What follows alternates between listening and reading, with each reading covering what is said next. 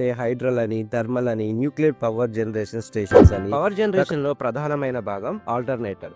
దీనినే AC generator అని పిలుస్తారు. ఆల్టర్నేటర్ లో రెండు ప్రధాన భాగాలు ఉంటాయి. ఒకటి స్టేటర్ మరియు రోటర్. ఈ విధంగా రోటర్ అయస్కాంత క్షేత్రంలో తిరిగినప్పుడు ఎలక్ట్రోమాగ్నెటిక్ ఇండక్షన్ సూత్రం ప్రకారం విద్యుత్ ఉత్పత్తి అవుతుంది. ఇలా రోటర్ స్థిరమైన వేగంతో తిరగడం వలన మెకానికల్ ఎనర్జీ ఉత్పత్తి అవుతుంది.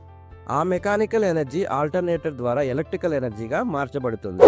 దీని ఆధారంగానే పవర్ జనరేషన్ స్టేషన్స్ వివిధ రకాలుగా విభజించబడ్డాయి. కన్వెన్షనల్ ఎనర్జీ సోర్సెస్ యొక్క లభ్యత చాలా పరిమితంగా ఉంటుంది. ఫలితంగా భవిష్యత్ తరాలు వీటిని సులభంగా పొందలేకపోవడం ఒక పెద్ద ప్రధాన సమస్య. సోలార్ పవర్ స్టేషన్లో ఎఫిషియన్సీ తక్కువగా ఉన్నప్పటికీ, అంటే మెకానికల్ ఎనర్జీని ఎలక్ట్రికల్ ఎనర్జీగా మార్చే సామర్థ్యాన్ని ఎఫిషియన్సీ అని అంటారు. అదేవిధంగా ఎఫిషియన్సీని పెంచే ఆధునిక టెక్నాలజీలను అభివృద్ధి చేస్తున్నారు.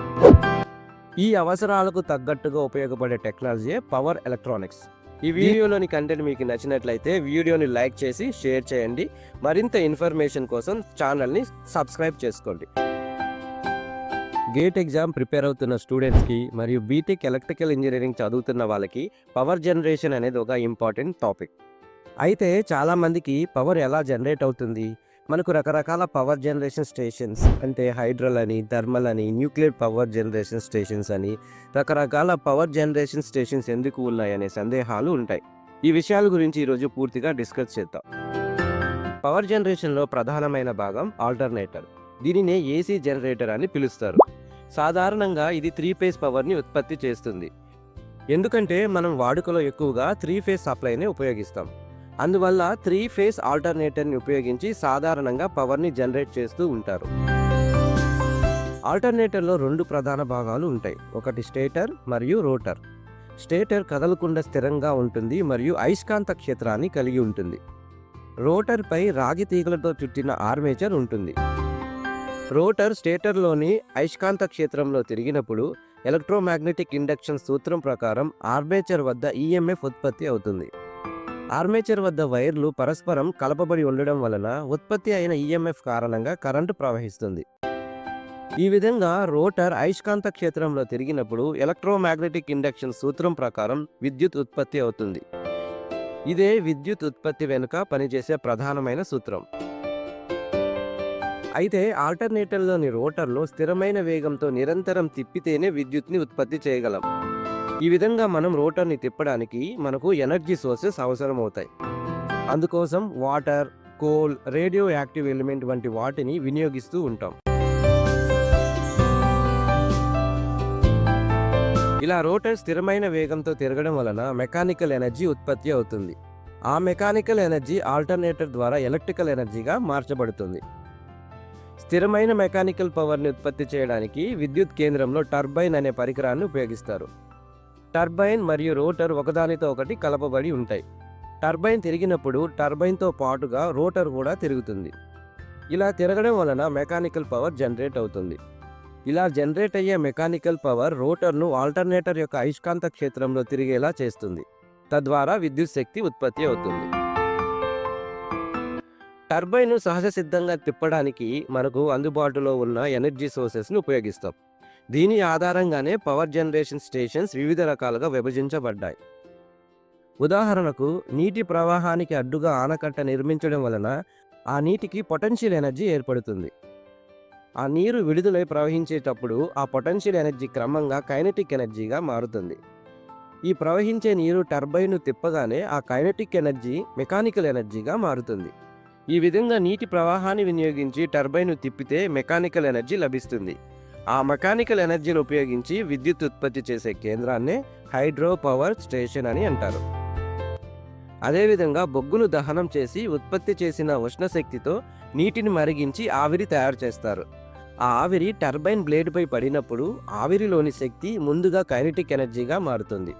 ఈ కైనెటిక్ ఎనర్జీ టర్బైన్ తిప్పి మెకానికల్ ఎనర్జీగా రూపాంతరం చెందుతుంది. ఈ మెకానికల్ ఎనర్జీని ఉపయోగించి విద్యుత్ను ఉత్పత్తి చేసే కేంద్రాన్నే థర్మల్ పవర్ జనరేషన్ స్టేషన్ అని అంటారు. అలాగే యురేనియం వంటి రేడియో యాక్టివ్ పదార్థాలను ఉపయోగించి ఉష్ణశక్తి ఉత్పత్తి చేస్తారు. ఆ ఉష్ణశక్తితో నీటిని మరిగించి స్టీమ్ తయారు చేస్తారు. ఈ స్టీమ్ టర్బైన్ బ్లేడ్పై పడినప్పుడు దానిలోని శక్తి కైనెటిక్ ఎనర్జీగా మారుతుంది. ఆ కైనెటిక్ ఎనర్జీ టర్బైన్ని తిప్పి మెకానికల్ ఎనర్జీగా రూపాంతరం చెందుతుంది. ఈ మెకానికల్ ఎనర్జీని ఉపయోగించి విద్యుత్ని ఉత్పత్తి చేసే కేంద్రాన్నే న్యూక్లియర్ పవర్ జనరేషన్ స్టేషన్ అని అంటారు. న్యాచురల్గా మెకానికల్ పవర్ని ఉత్పత్తి చేయడానికి మనకు ఎనర్జీ సోర్సెస్ అవసరం. మనకు లభ్యమయ్యే ఎనర్జీ సోర్సెస్ను ముఖ్యంగా 2 రకాలుగా విభజించారు: కన్వెన్షనల్ ఎనర్జీ సోర్సెస్ మరియు non conventional energy sources. Conventional energy sources ద్వారా మనం చాలా ఎక్కువ మొత్తంలో పవర్ని ఉత్పత్తి చేయవచ్చు. ఉదాహరణకు hydro power station, thermal power station, nuclear power station. ఇవి కన్వెన్షనల్ ఎనర్జీ సోర్సెస్కి చెందినవి. వీటిలో బొగ్గు, నీరు మరియు రేడియో యాక్టివ్ పదార్థాలను ఉపయోగించి విద్యుత్ను ఉత్పత్తి చేస్తారు. ఈ విధంగా ఉత్పత్తి అయ్యే పవర్ పరిమాణం చాలా ఎక్కువ మొత్తంలో ఉంటుంది. అయితే కన్వెన్షనల్ ఎనర్జీ సోర్సెస్ యొక్క లభ్యత చాలా పరిమితంగా ఉంటుంది. వీటిని విస్తృతంగా ఉపయోగించడం వలన వీటి లభ్యత క్రమంగా తగ్గిపోతుంది. ఫలితంగా భవిష్యత్ తరాలు వీటిని సులభంగా పొందలేకపోవడం ఒక పెద్ద ప్రధాన సమస్య. నాన్ కన్వెన్షనల్ ఎనర్జీ సోర్సెస్ ఉదాహరణకి సోలార్ పవర్, విండ్ పవర్ మరియు జియోథర్మల్ ఎనర్జీ. వీటిని ఉపయోగించి చాలా తక్కువ మొత్తంలో విద్యుత్ని ఉత్పత్తి చేయవచ్చు. అయితే ఇవి ప్రకృతిలో విస్తారంగా లభ్యమయ్యే వనరులు కాబట్టి వీటిని వినియోగించడం వలన వాటి లభ్యత తగ్గిపోదు. అయితే వీటితో విద్యుత్ను ఉత్పత్తి చేసేటప్పుడు ఒక ముఖ్యమైన సమస్య ఎదురవుతుంది. లోడ్ అవసరాలకు అనుగుణంగా పవర్ను ఉత్పత్తి చేయడం చాలా కష్టం. ఉదాహరణకు లోడ్ డిమాండ్ ఎక్కువగా ఉన్నప్పుడు అధిక మొత్తంలో విద్యుత్ను సరఫరా చేయాలి. అలాగే డిమాండ్ తక్కువగా ఉన్నప్పుడు విద్యుత్ వినియోగాన్ని తగ్గించాలి లేదా పొదుపు చేయాలి. ఈ విధంగా డిమాండ్కు తగ్గట్టుగా విద్యుత్ను పెంచడం కానీ లేదా తగ్గించడం కానీ నాన్ కన్వెన్షనల్ ఎనర్జీ సోర్సెస్తో చేయడం చాలా కష్టమైన విషయం. ఎందుకంటే సూర్యరశ్మి ఎప్పుడు ఒకే విధంగా లభించదు. అలాగే విండ్ పవర్లో గాలి ప్రవాహం కూడా స్థిరంగా ఉండదు. అందువలన విద్యుత్ అవసరాలకు సరిపడే విధంగా నాన్ కన్వెన్షనల్ ఎనర్జీ సోర్సెస్ ద్వారా ఎప్పుడూ పవర్ సరఫరా చేయడం సాధ్యం కాదు. ఇది వాటి యొక్క ప్రధాన లోపంగా చెప్పవచ్చు.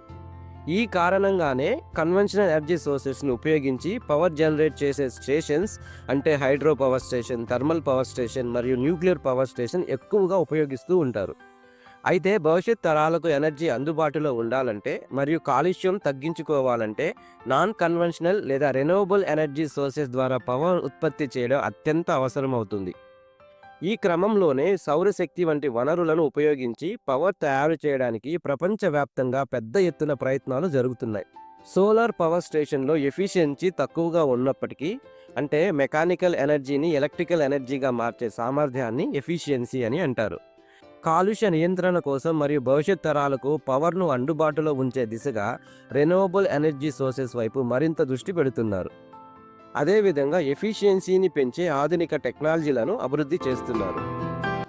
ఈ అవసరాలకు తగ్గట్టుగా ఉపయోగపడే టెక్నాలజీయే పవర్ ఎలక్ట్రానిక్స్.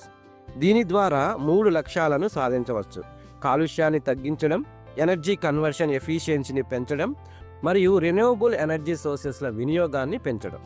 ఈ వీడియోలోని కంటెంట్ మీకు నచ్చినట్లయితే వీడియోని లైక్ చేసి షేర్ చేయండి. మరింత ఇన్ఫర్మేషన్ కోసం ఛానల్ని సబ్స్క్రైబ్ చేసుకోండి. Thank you for watching.